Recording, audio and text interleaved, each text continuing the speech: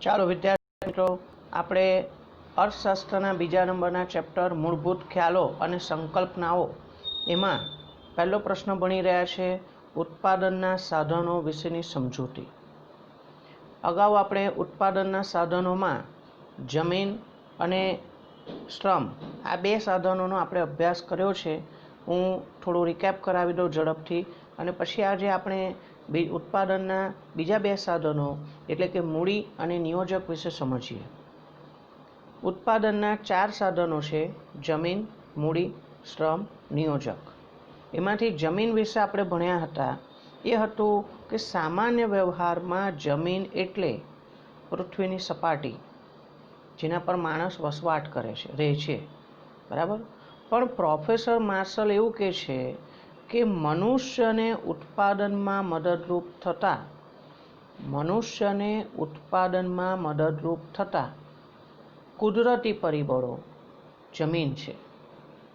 કેવા કુદરતી પરિબળો આપણને મદદરૂપ થાય છે? દાખલા તરીકે હવા, પાણી, સૂર્યપ્રકાશ, આબોહવા, આ બધું જ જમીનમાં આવે. અર્થશાસ્ત્રમાં જમીન શબ્દનો અર્થ બહુ વિશાળ કરવામાં આવે છે, વિસ્તૃત અર્થ છે. ઉત્પાદનમાં મદદરૂપ થતા ખનિજ, ખાણ, પર્વત, નદી, ગરમી, આ તમામ વસ્તુને આપણે જમીન તરીકે ઓળખીએ છીએ. ટૂંકમાં આપણે એવું કહી શકીએ, જમીન એટલે તમામ પ્રકારની કુદરતી સંપત્તિ. આ જમીનના કેટલાક લક્ષણો આપણે ભણ્યા હતા, જેમ કે જમીન એ કુદરતી બક્ષિસ છે, તે માનવ સર્જિત નથી, માનવી દ્વારા એનું ઉત્પાદન નથી થયું. નંબર 2, જમીનનો કુલ પુરવઠો સ્થિર છે, જમીનનું પ્રમાણ સ્થિર રહે છે. હા, આપણે એની માલિકી વધારી શકીએ છીએ, પણ એને વધારે પ્રમાણમાં ઉત્પાદન નથી કરી શકાતું. નંબર 3, જમીન અગતિશીલ છે. અગતિશીલ એટલે જમીનને એક જગ્યાએથી બીજી જગ્યાએ ભૌગોલિક રીતે હેરફેર કરવી અશક્ય છે. તેની ફળદ્રુપતા જુદી જુદી હોય છે. આપણે જાણીએ છીએ કે જુદા જુદા પ્રકારની જમીનની ફળદ્રુપતા જુદી જુદી હોય છે. અને ભૂમિ એટલે કે જમીનને મળતું વળતર એ ભાડું છે. બીજો પોઈન્ટ આપણે સમજ્યા હતા શ્રમ. હવે શ્રમ શું છે? તો અન્ય વ્યક્તિની દેખરેખ હેઠળ કે સૂચના મુજબ જો વળતરની અપેક્ષા સાથે આપણે માનસિક કે શારીરિક કાર્ય કરીએ તો તે શ્રમ છે અર્થશાસ્ત્રમાં, અને આ કરનાર વ્યક્તિ શ્રમિક છે. શ્રમના લક્ષણો આપણે ભણ્યા હતા કે શ્રમ અને શ્રમિક અવિભાજ્ય છે, શ્રમ નાશવંત છે, શ્રમનો સંગ્રહ નથી થઈ શકતો, સામાજિક માનસિક કારણો તેની ગતિશીલતાને અસર કરે છે, દરેક શ્રમિકની કાર્યક્ષમતા જુદી જુદી હોય છે, શ્રમના પુરવઠાનો આધાર વસ્તી પર છે, અને શ્રમને મળતું વળતર એ વેતન તરીકે ઓળખવામાં આવે છે. આ બધું આપણે ભણ્યા હતા આગળના પીરિયડમાં. હવે આજે આપણે શરૂઆત કરીએ પોઈન્ટ નંબર 3C, મૂડી. હવે અર્થશાસ્ત્રમાં મૂડી શબ્દનો અર્થ શું થાય છે એ પહેલાં આપણે એવું સમજીએ કે એકાઉન્ટમાં આપણે મૂડી શબ્દનો અર્થ શું કરીએ છીએ. આપણે એકાઉન્ટ વિષયમાં પારિભાષિક શબ્દોમાં એવું શીખ્યા હોઈએ કે ભાઈ મૂડી એટલે શું? તો જ્યારે ધંધાનો માલિક ધંધો શરૂ કરવા માટે અથવા તો ધંધાનો વિકાસ કરવા માટે જે નાણું એટલે રોકડ રકમ, જે ફર્નિચર, જે યંત્રો, જે મકાન, કઈ બી વસ્તુ એ ધંધામાં લાવે છે તો એના માટે મૂડી છે. આવું આપણે એકાઉન્ટની દ્રષ્ટિથી સમજીએ છીએ. પણ અર્થશાસ્ત્રમાં મૂડી શબ્દનો અર્થ શું છે એ આપણે અત્યારે સમજીએ. પ્રસ્તાવનામાં એવું કીધું છે કે શ્રમ અને જમીન એ કુદરતનું સર્જન છે, માનવ સર્જિત નથી. શ્રમ અને જમીન એ કુદરતી સર્જન છે, જ્યારે મૂડી એ ઉત્પાદનનું માનવ સર્જિત સાધન છે. મૂડી એ ઉત્પાદનનું માનવ સર્જિત સાધન છે. આ ધ્યાન રાખીશું, માનવી દ્વારા એનું ઉત્પાદન કરવામાં આવેલું છે. પણ મૂડી એટલે શું? તો 1 માર્ક માટે તમને પ્રશ્ન પૂછાયો હોય કે મૂડીનો અર્થ આપો, તો આપણે લખીશું કે મૂડી એટલે એવી ભૌતિક ચીજ વસ્તુઓ, મૂડી એટલે એવી ભૌતિક ચીજ વસ્તુઓ જે ઉત્પાદનમાં મદદરૂપ થાય છે. અન્ય વસ્તુના, અન્ય સેવાના ઉત્પાદનમાં જે આપણને મદદરૂપ થતું હોય એ બધી જ વસ્તુ મૂડી કહેવાય. મૂડી એટલે એવી ભૌતિક વસ્તુઓ જેને આપણે જોઈ શકીએ, જેને સ્પર્શી શકીએ, એવી તમામ ભૌતિક વસ્તુઓ જે અન્ય વસ્તુના ઉત્પાદનમાં, અન્ય સેવાના ઉત્પાદનમાં મદદરૂપ થતી હોય તે બધી જ વસ્તુ શું કહેવાય છે? મૂડી. હવે હું તમને 2-4 ઉદાહરણ આપીને કંઈક સમજાવવાનો પ્રયત્ન કરું. બરાબર? દાખલા તરીકે આપણે ફર્નિચર બનાવવું હોય, બરાબર, ફર્નિચર બનાવવું છે, ટેબલ, ખુરશી, કબાટ વગેરે બનાવવા માટે જે રો મટીરિયલ છે એ છે લાકડું. તો લાકડું ધંધામાં રોકવામાં આવે છે, જેનો ઉપયોગ કરીને આપણે ફર્નિચર બનાવીએ છીએ, એને આપણે મૂડીરોકાણ કહી શકીએ, જે કાચા માલ માટેનો ખર્ચ થયો છે. કોઈપણ વસ્તુના ઉત્પાદનમાં વપરાતું કાચો માલ એ મૂડી બની શકે છે, કાચો માલ. એવી રીતે જ્યારે સેવા પૂરી પાડવાની હોય તો સેવા પૂરી પાડવા માટે જે સાધન આપણે વાપરીએ છીએ, જે મકાનનો ઉપયોગ કરીએ છીએ, બરાબર, જે ફર્નિચરનો ઉપયોગ કરીએ છીએ, તો એ આપણા માટે મૂડીરોકાણ છે. હું તમને ઉદાહરણ આપું કે પિઝા રેસ્ટોરન્ટવાળા પોતાના ગ્રાહકોની સુવિધા માટે ફ્રી હોમ ડિલિવરી આપતા હોય છે પિઝાની, બરાબર, અમુક કિલોમીટરની અંદર.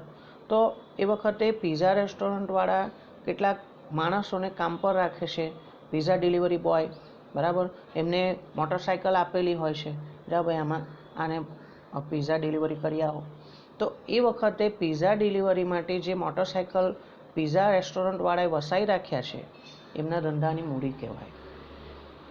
હોટલ વ્યવસાયમાં આપણે જોઈએ છીએ કે ભાઈ ગ્રાહકોની સુવિધા માટે એર કન્ડિશન મૂકેલા હોય છે, કદાચ ટીવી પણ મૂકેલા હોય છે રેસ્ટોરન્ટ્સમાં ગ્રાહકોની સુવિધા માટે, તો એમના ધંધાની મૂડી કહેવાય. ખ્યાલ આવ્યો? હા, એ જ વસ્તુ જો આપણે આપણા અંગત ઉપયોગ માટે લઈએ ને, હું મારું મોટરસાઇકલ ફેરવું, મારા ઘરમાં ટીવી લઈ આવ્યું, રેફ્રિજરેટર લઈ આવ્યું, તો એ આપણી મિલકત છે. કેમ કે એનાથી અન્ય કોઈ વસ્તુ કે સેવાનું ઉત્પાદન નથી થતું. એટલે મૂડી શબ્દ માટે આ વસ્તુ ખાસ ધ્યાન રાખવાની કે શું એ અન્ય કોઈ વસ્તુ કે સેવાના ઉત્પાદનમાં વપરાય છે કે નથી વપરાતી. ધારો કે ડ્રાઈવર તરીકે કામ કરનાર વ્યક્તિ વર્ધીમાં વિદ્યાર્થીઓને શાળામાં લઈ જતા હોય છે, અથવા તો ટૂરનો, ટ્રાવેલ્સનો ધંધો કરતા હોય છે, બરાબર. તો એ વખતે જો એ મોટરવાન ખરીદે ને, તો એ મોટરવાનનો ઉપયોગ કરીને પૈસા કમાવાના છે, વિદ્યાર્થીઓની વર્ધી કરવાના છે, અને કેટલાક ગ્રાહકોને દૂર દૂરના સ્થળે લાવવા લઈ જવાનું કામ કરવાના છે. તો એ વખતે મોટરવાન પાછળનો ખર્ચ એ મૂડીરોકાણ છે. પણ આપણે આપણા પોતાના અંગત વપરાશ માટે જો મોટરકાર લઈ આવીએ તો એ મૂડી નથી, એ મિલકત છે. મૂડી એટલે એવી વસ્તુ જે અન્ય કોઈ વસ્તુ કે સેવાના ઉત્પાદનમાં વપરાવી જોઈએ, બરાબર. તો આ રીતે મૂડીનો અર્થ સમજવાનો છે. આગળ આપણને સમજૂતી આપી છે કે મૂડી એ એવી ભૌતિક વસ્તુ છે જેનું ઉત્પાદન થયું છે. એટલે જે રો મટીરિયલનો આપણે ઉપયોગ કરીએ છીએ, જે મકાનનો ઉપયોગ કરીએ છીએ, જે ફર્નિચરનો ઉપયોગ કરીએ છીએ, મોટરકારનો ઉપયોગ કરીએ છીએ, આ બધી વસ્તુ માનવ સર્જિત છે અને તે ઉત્પાદનમાં મદદરૂપ કરે છે. એટલે વસ્તુ માનવીએ બનાવી અને હવે આ વસ્તુનો ઉપયોગ આપણે અન્ય વસ્તુના ઉત્પાદનમાં કરીએ છીએ. એક ઉદાહરણ આપ્યું છે કે ટ્રેક્ટરનું ઉત્પાદન થયું છે, એટલે ટ્રેક્ટર માનવ સર્જિત છે, માનવી દ્વારા એને બનાવવામાં આવ્યું છે. પણ હવે આ જ ટ્રેક્ટરનો ઉપયોગ આપણે ખેતીમાં કરીએ છીએ. તો ટ્રેક્ટરનું ઉત્પાદન થયું છે અને હવે તે ખેતીના કામમાં અથવા ખેતીના ઉત્પાદનમાં કામ લાગે છે. તો એ વખતે ટ્રેક્ટર આપણા માટે મૂડી કહેવાય. આ રીતે મૂડી શબ્દનો અર્થ સમજાવવામાં આવ્યો છે. પછી આપણને આપ્યું છે મૂડીના લક્ષણો. મૂડીના જુદા જુદા લક્ષણો પૈકી પહેલું, તે ઉત્પાદનનું માનવ સર્જિત સાધન છે. એટલે માનવી દ્વારા એનું નિર્માણ કરવામાં આવ્યું છે, માનવી દ્વારા એનું સર્જન કરવામાં આવ્યું છે, એને બનાવવામાં આવ્યું છે, કુદરત સર્જિત નથી. બરાબર, યાદ રાખીશું મૂડી એ ઉત્પાદનનું માનવ સર્જિત સાધન છે. 2. ઉત્પાદનનું સૌથી ગતિશીલ સાધન છે. 1 માર્કના પ્રશ્ન માટે આપણે યાદ રાખીશું, ઉત્પાદનનું સૌથી વધારે ગતિશીલ સાધન એ છે મૂડી.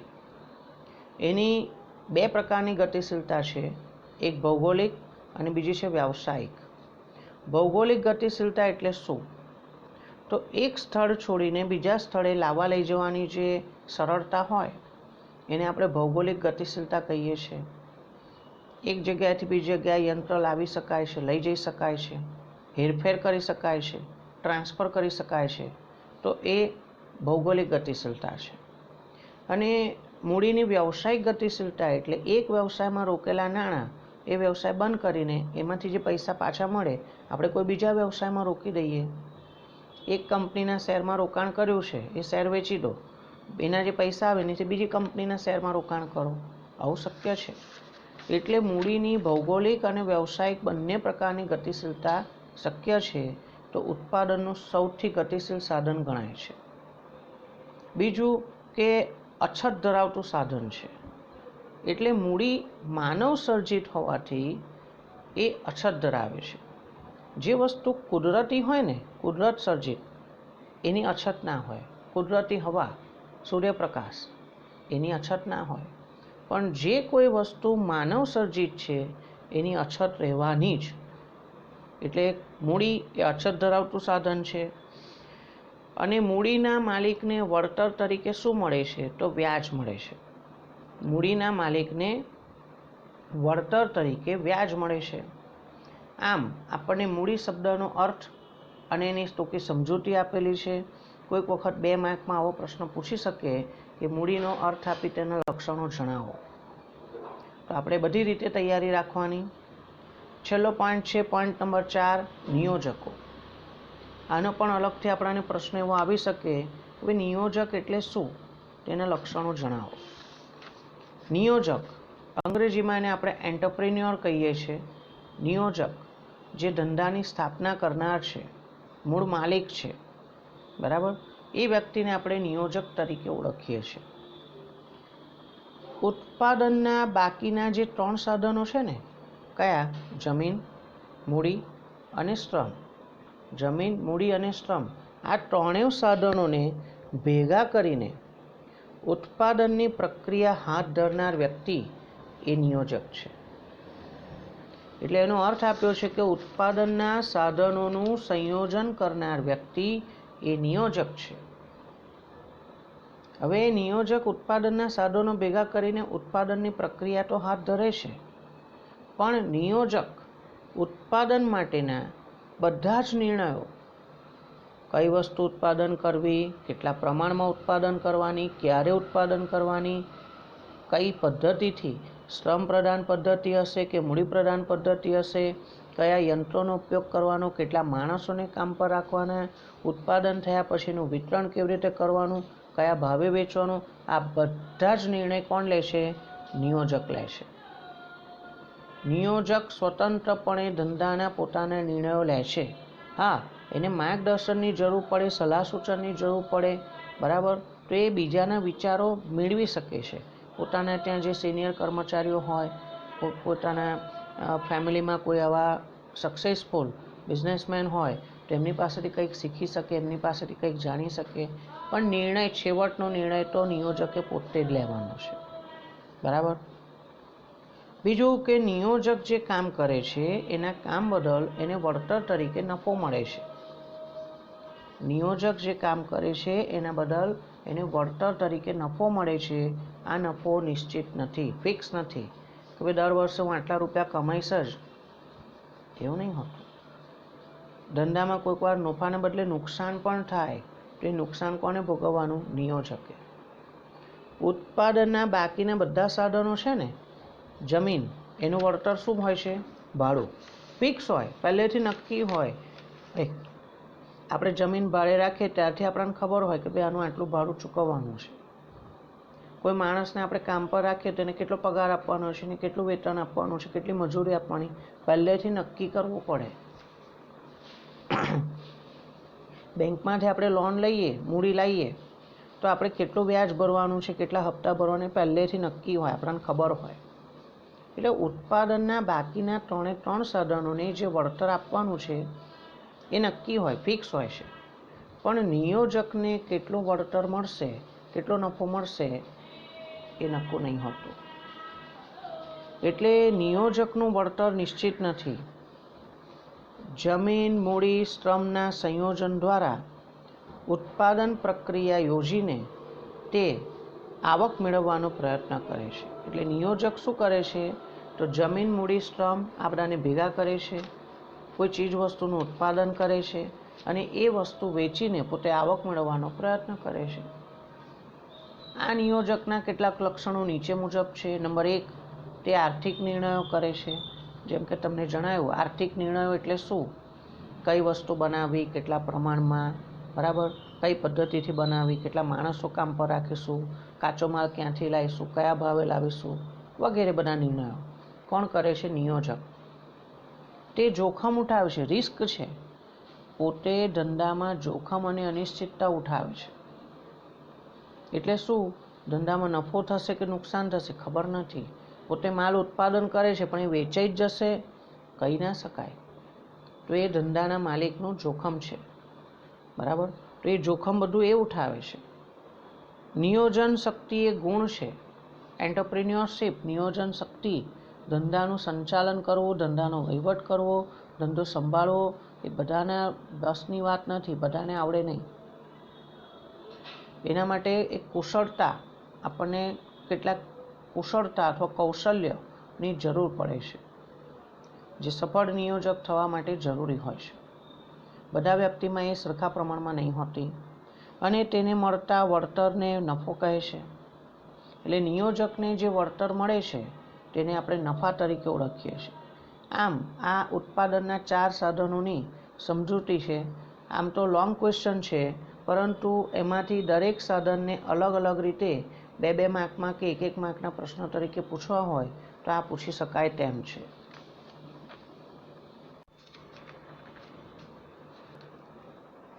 ચાલો, આપણો બીજો પ્રશ્ન છે, કિંમત અને મૂલ્યનો અર્થ આપો. આ પ્રશ્ન પરીક્ષામાં 3 ગુણ માટે પૂછી શકાય છે. કિંમત એટલે શું? સામાન્ય રીતે આ શબ્દ આપણે એવી રીતે સાંભળીએ છીએ કે ઉપયોગમાં લઈએ છીએ કે જ્યારે બજારમાં કોઈ વસ્તુ ખરીદવા જઈએ તો આપણે પૂછીએ છીએ, ભાઈ આનો ભાવ કેટલો, આની કિંમત કેટલી, આપણે કેટલા રૂપિયા ચૂકવવા પડશે. તો જ્યારે બજારમાંથી કોઈ વસ્તુ ખરીદીએ કે સેવા મેળવવી હોય તો બદલામાં તમે એની કેટલી રકમ ચૂકવો છો એ નાણાકીય સ્વરૂપ છે. કિંમત એટલે વસ્તુ કે સેવાના બદલામાં વસ્તુ જે ભૌતિક સ્વરૂપની હોય છે, જેને આપણે નજરે જોઈ શકીએ છીએ, જેને સ્પર્શી શકીએ છીએ.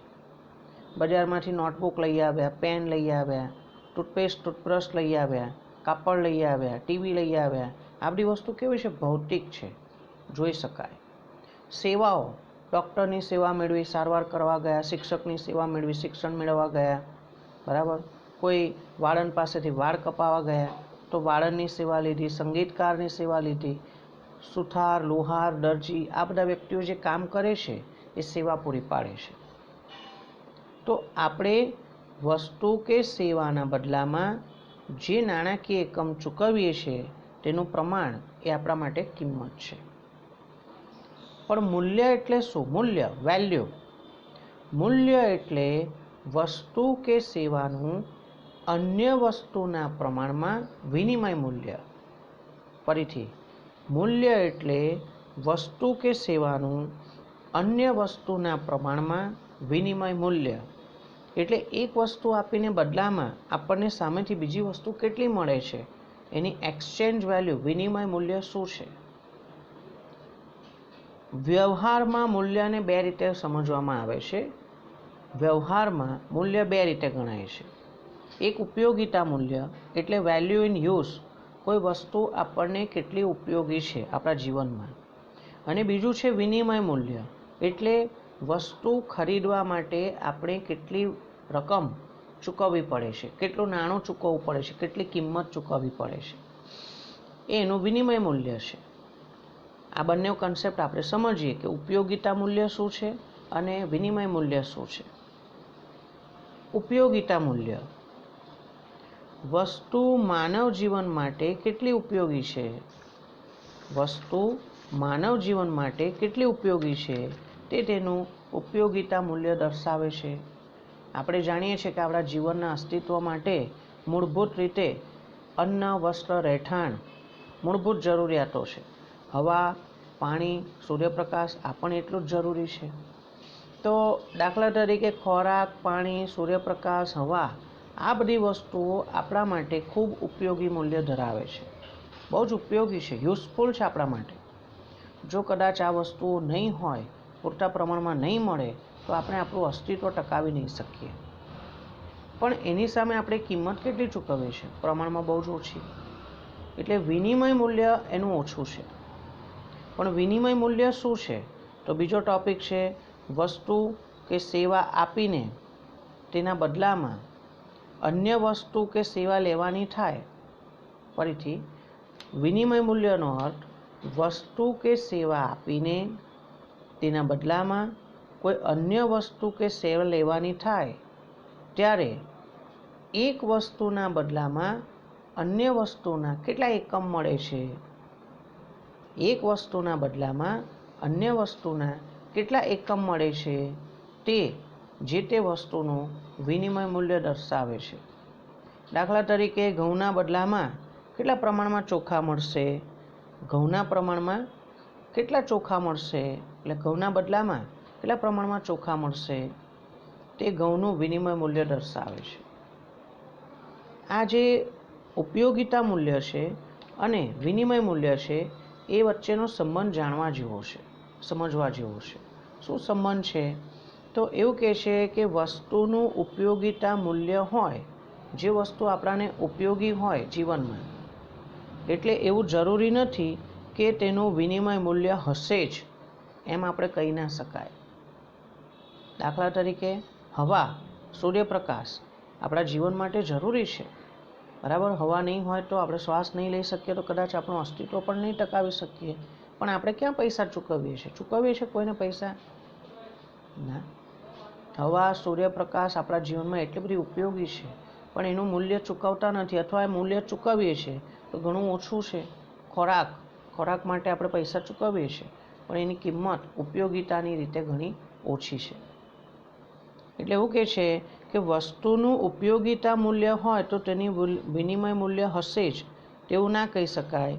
પરંતુ જેનું વિનિમય મૂલ્ય છે, જેના માટે આપણે પૈસા ચૂકવીએ છીએ, એ વસ્તુનું ઉપયોગિતા મૂલ્ય ચોક્કસ હશે. એટલે શું એવું બની શકવાનું છે કે આપણે બિનઉપયોગી વસ્તુ પાછળ પૈસા ખર્ચીએ? સડેલા શાકભાજી લાવવા માટે પૈસા ખર્ચીએ છીએ? ના ખર્ચીએ. એટલે જે વસ્તુના ભાવ આપણે ચૂકવીએ, જેનું વિનિમય મૂલ્ય હોય, એ ચોક્કસપણે આપણા માટે ઉપયોગી હશે તો જ આપણે એના પૈસા ચૂકવવા તૈયાર થઈએ છીએ. બીજું કે ઉપયોગિતા મૂલ્ય ખૂબ ઊંચું હોય, બહુ વધારે હોય. ઉપયોગિતા મૂલ્ય ખૂબ ઊંચું હોય તેવી વસ્તુનો પુરવઠો અમાપ હોય. અમાપ એટલે અનલિમિટેડ, કોઈ માપ નથી. અમાપ, અનલિમિટેડ છે. ઉપયોગિતા મૂલ્ય ખૂબ ઊંચું હોય તેવી વસ્તુનો પુરવઠો અમાપ હોય, તેના પર કોઈ એક વ્યક્તિ કે પેઢીનો કાબુ નથી.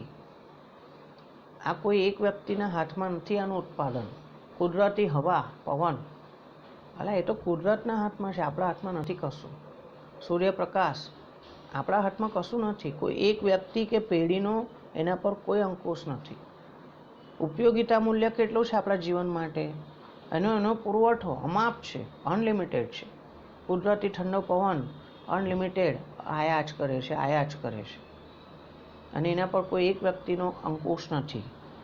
તો એવું બની શકે છે કે આવી વસ્તુનું વિનિમય મૂલ્ય ખૂબ નીચું હોય છે. એના માટે આપણે પૈસા નહીં ચૂકવવા પડતા. કેમ? એનો પુરવઠો અમાપ છે. બીજું, માનવીના ઉત્પાદનમાં, માનવીના અંકુશમાં નથી. દાખલા તરીકે સૂર્યપ્રકાશ, હવા, પાણી વગેરે. કદાચ આપણે એવું કહીએ કે પાણી એ મફતમાં નથી મળતું, એનું વિનિમય મૂલ્ય હોય છે, પણ એનું વિનિમય મૂલ્ય ઘણું ઓછું હોય છે. આપણે ખૂબ ઓછા પૈસા ખર્ચીને પાણી મેળવી શકીએ છીએ. આગળ, જે વસ્તુની અછત હોય, જે વસ્તુના પુરવઠા પર એકાદ વ્યક્તિનો અંકુશ હોય અથવા થોડા વ્યક્તિઓનો અંકુશ હોય, કાબુ હોય, કંટ્રોલ હોય, તો તે વસ્તુનું ઉપયોગિતા મૂલ્ય ઓછું હોવા છતાં પણ આપણા જીવનને ટકાવવા માટે આ વસ્તુઓ ઓછી મહત્ત્વની છે. પણ કારણ કે જે વસ્તુની અછત છે, જે વસ્તુના પુરવઠા પર કોઈ એકાદ કે અમુક જ વ્યક્તિઓનો, થોડાક જ લોકોનો અંકુશ હોય, તો એ વસ્તુનું ઉપયોગિતા મૂલ્ય ભલે ને ઓછું હોય પણ વિનિમય મૂલ્ય ઘણું ઊંચું હોય છે, વધારે હોય છે.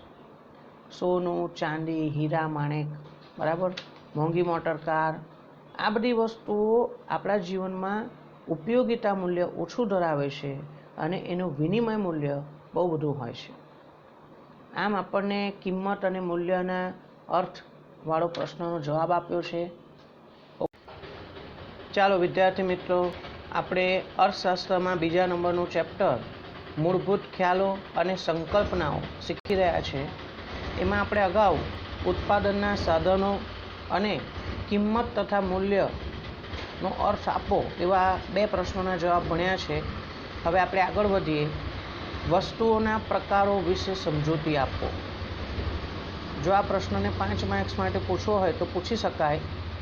વસ્તુઓના પ્રકારો વિશે સમજૂતી આપો. વસ્તુઓ શું છે? માણસ પોતાની વિવિધ જરૂરિયાતો વિવિધ રીતે સંતોષવાનો પ્રયત્ન કરે છે. માણસ પોતાની વિવિધ જરૂરિયાતો વિવિધ રીતે સંતોષવાનો પ્રયત્ન કરે છે. જે ભૌતિક બાબતો દ્વારા આપણી જરૂરિયાત સંતોષાય તે બધી વસ્તુઓ છે. ફરીથી, જે ભૌતિક વસ્તુઓ દ્વારા આપણી જરૂરિયાતો સંતોષાય છે તે વસ્તુઓ છે. ભૌતિક બાબતો જેને આપણે નજરે જોઈ શકીએ છીએ, જેને સ્પર્શી શકીએ છીએ, એને ભૌતિક કહેવાય. TV, fridge, air condition, washing machine, scooter, mobile, notebook, pen, pencil, કપડાં, આ બધી વસ્તુ કેવી છે? ભૌતિક સ્વરૂપે છે. અને આ બધી વસ્તુઓ આપણી માનવીઓની જરૂરિયાત સંતોષવાનો ગુણ ધરાવે છે. બરાબર? તો જે ભૌતિક બાબતો દ્વારા આપણી જરૂરિયાત, માનવીની જરૂરિયાત સંતોષાય છે તે વસ્તુઓ છે. સેવાઓ, અભૌતિક બાબતો એ સેવાઓ છે. અભૌતિક, જેને આપણે નજરે જોઈ ના શકીએ, સ્પર્શી ના શકીએ, ફક્ત અનુભવી શકીએ. જેમ કે ભૂખ લાગી છે તો ભૂખ સંતોષવા માટે ખોરાક વસ્તુ છે, ખોરાક આપણે જોઈ શકીએ છીએ, પણ જે ભૂખ છે એ સંતોષાય છે, તો એ સંતોષ એ આપણે જોઈ નથી શકતા. જિજ્ઞાસા સંતોષવા માટે શિક્ષણ એ સેવા છે. જિજ્ઞાસા સંતોષવા, જિજ્ઞાસા આપણને, એટલે કે ખાસ કરીને બાળકોને કંઈક ને કંઈક નવી વસ્તુ જાણવાની એક જિજ્ઞાસા વૃત્તિ હોય છે. આ શું છે? કેમ આવું થયું? કોણે કર્યું? એ બધું જાણવાનો બાળકોને જે રસ છે, જિજ્ઞાસા વૃત્તિ છે, તો એના કારણે એ શિક્ષણ મેળવી શકે છે. તો જિજ્ઞાસા સંતોષવા માટે શિક્ષણ પૂરું પાડવું એક સેવા છે.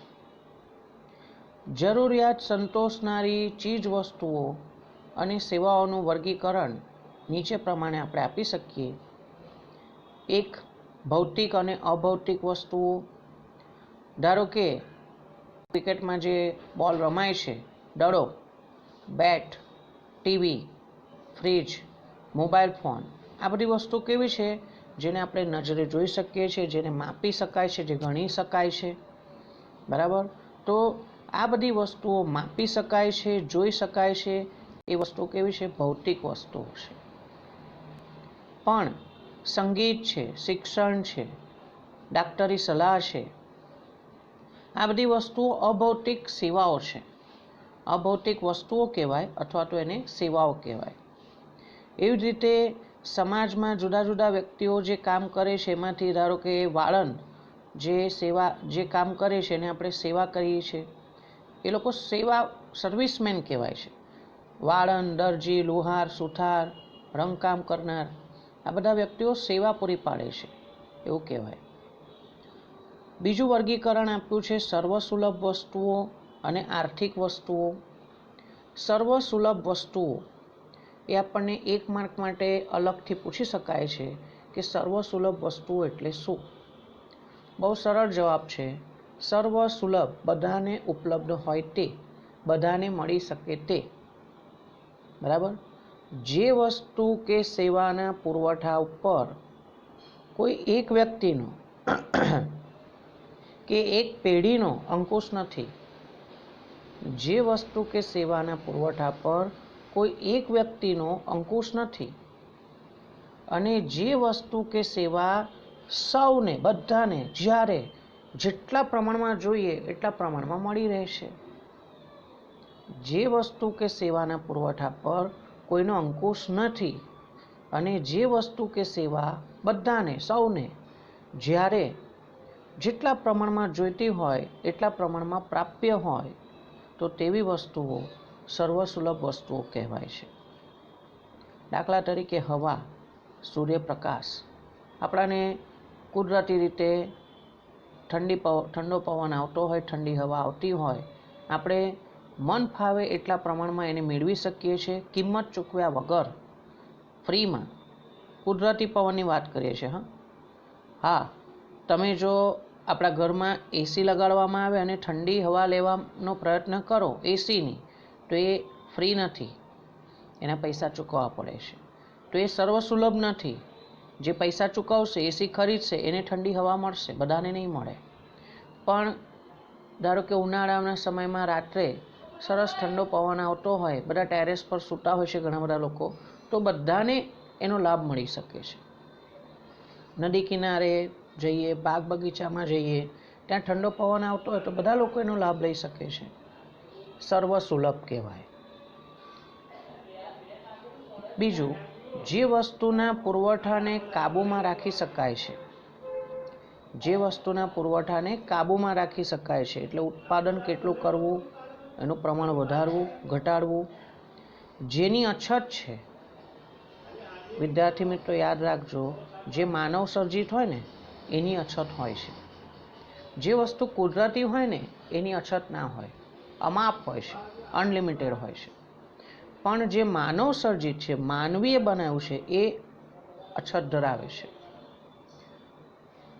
ફરીથી, જે વસ્તુના પુરવઠાને કાબૂમાં રાખી શકાય છે, જેની અછત છે અને માટે જેનું ખરીદ વેચાણ થઈ શકે છે, તો આ તમામ વસ્તુઓ કે સેવાઓ આર્થિક વસ્તુ કહેવાય છે. ઇકોનોમિક ગુડ્સ કહેવાય. આર્થિક વસ્તુ, જે વસ્તુ ખરીદવા આપણે પૈસા ચૂકવવા પડતા હોય, જેનું ખરીદ વેચાણ થઈ શકે છે, જેનો વિનિમય થઈ શકે છે, એ આર્થિક વસ્તુ છે. અછતવાળી વસ્તુઓ છે.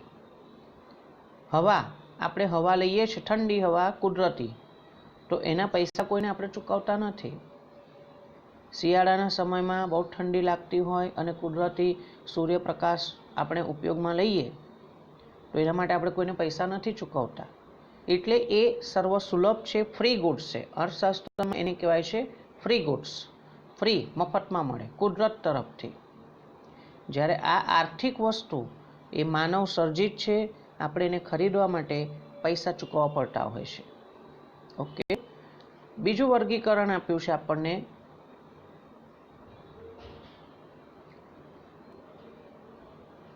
ટકાઉ વસ્તુઓ અને નાશવંત વસ્તુઓ.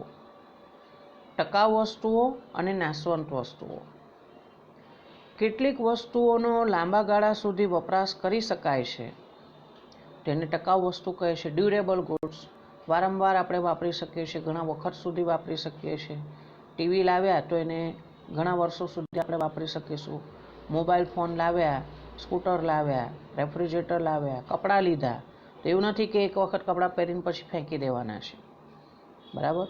તો આ બધી વસ્તુ એવી છે જેને આપણે લાંબા સમય સુધી વાપરી શકવાના છે, તો એ ટકાઉ વસ્તુઓ છે. કેટલીક વસ્તુઓનો આપણે લાંબા ગાળા સુધી વપરાશ કરી શકીએ છીએ, તેને ટકાઉ વસ્તુઓ કહેવાય છે. દાખલા તરીકે કપડાં, બૂટ, ફ્રીજ, ટીવી વગેરે આ બધી વસ્તુઓ કેવી છે જેને આપણે લાંબા ગાળા સુધીને વપરાશમાં લઈ શકીએ છીએ, એટલે ટકાઉ વસ્તુઓ છે. આપણને સ્વાધ્યાયમાં 2 માર્ક માટે પ્રશ્ન આપ્યો છે, ટકાઉ વસ્તુઓનો અર્થ અને ઉદાહરણ આપો, તો આટલો જ જવાબ લખવાના તમને 2 માર્ક મળી શકે છે. બીજો પ્રશ્ન છે, નાશવંત વસ્તુ શું છે? નાશવંત, પેરિસેબલ. એના અર્થ પરથી ખબર પડે કે નાશવંત જેનો ઝડપથી નાશ પામે છે તે, જેનો ઝડપથી નાશ પામે છે તે. કેટલીક વસ્તુઓનો વપરાશકર્તાની સાથે જ અંત આવે છે. વાપરીએ એટલે પતી ગયું. ખાવા પીવાની વસ્તુ છે, ખવાઈ ગઈ, પતી ગઈ વાત. દૂધ છે, પીવાઈ ગયું, તો પતી ગયું. કેટલીક વસ્તુઓનો વપરાશકર્તાની સાથે જ અંત આવે છે તેને નાશવંત વસ્તુ કહે છે. દાખલા તરીકે બિસ્કિટ, દૂધ, ફળો. આ બધી વસ્તુ એવી છે કે જો આપણે એનો અમુક ચોક્કસ સમયમાં ઉપયોગ ના કરીએ તો બગડી જાય. જેનો સમયગાળો ઓછો છે, આ બધી વસ્તુ ઓછા સમયમાં તમારે વાપરી કાઢવી પડે. જો વપરાશમાં ના લઈએ તો પણ લાંબા ગાળા સુધીને ઉપયોગી રહેતી નથી, વાપરી શકાતી નથી, બગડી જાય. તો આ રીતે આ ટકાઉ વસ્તુ અને નાશવંત વસ્તુઓનો અર્થ ઉદાહરણ છે. પછી આવે છે વર્ગીકરણ, ખાનગી વસ્તુ અને જાહેર વસ્તુઓ.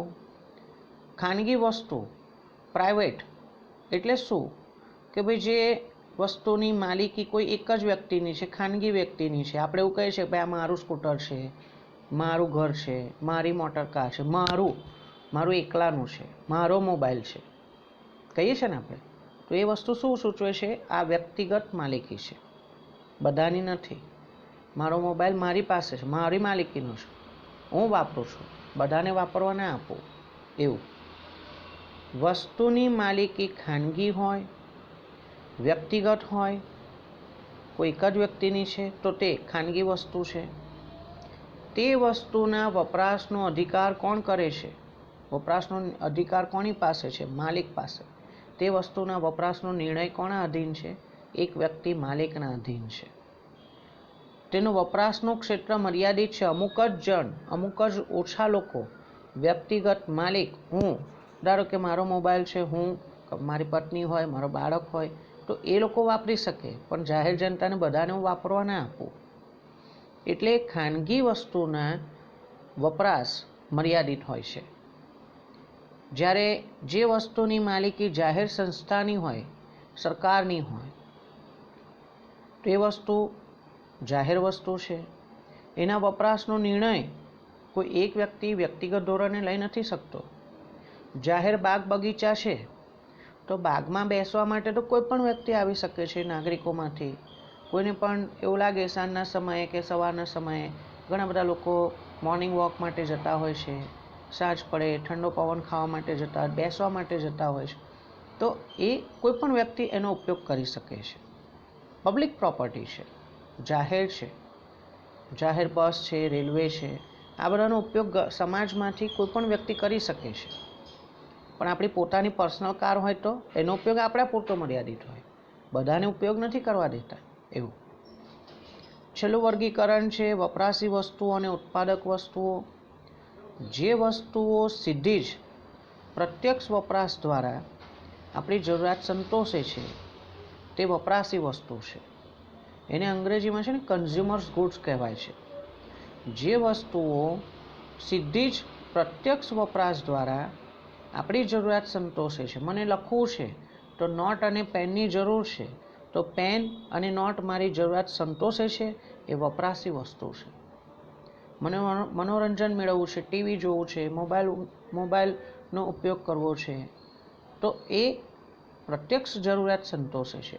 ખોરાક, કપડાં વગેરે. ખોરાક માનવીની જરૂરિયાતને સીધી જ સંતોષે છે, કપડાં જરૂરિયાતને સીધા જ સંતોષે છે. તો એ બધી વસ્તુ કેવી કહેવાય? પ્રત્યક્ષ વસ્તુઓ છે, પ્રત્યક્ષ જરૂરિયાત સંતોષે છે, વપરાશી વસ્તુ છે.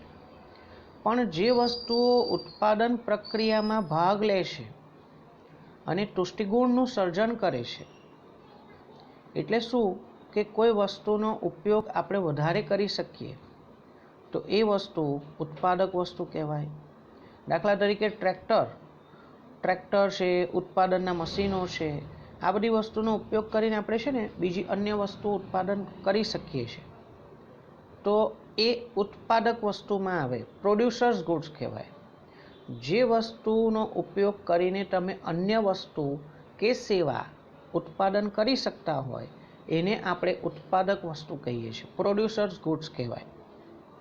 આમ આપણને જુદા જુદા વસ્તુઓ અને સેવાઓના વર્ગીકરણ આપેલા છે. આપણે ફરીથી એક વખત એને રિફર કરી જઈએ. આપણે સૌથી પહેલાં ભણ્યા ભૌતિક અને અભૌતિક વસ્તુઓ. પછી બીજું વર્ગીકરણ હતું સર્વસુલભ વસ્તુઓ અને આર્થિક વસ્તુઓ. ત્રીજું વર્ગીકરણ આવ્યું ટકાઉ વસ્તુઓ અને નાશવંત વસ્તુઓ. ચોથું વર્ગીકરણ આવ્યું ખાનગી વસ્તુઓ અને જાહેર વસ્તુઓ. અને છેલ્લું વર્ગીકરણ છે વપરાશી વસ્તુઓ અને ઉત્પાદક વસ્તુઓ.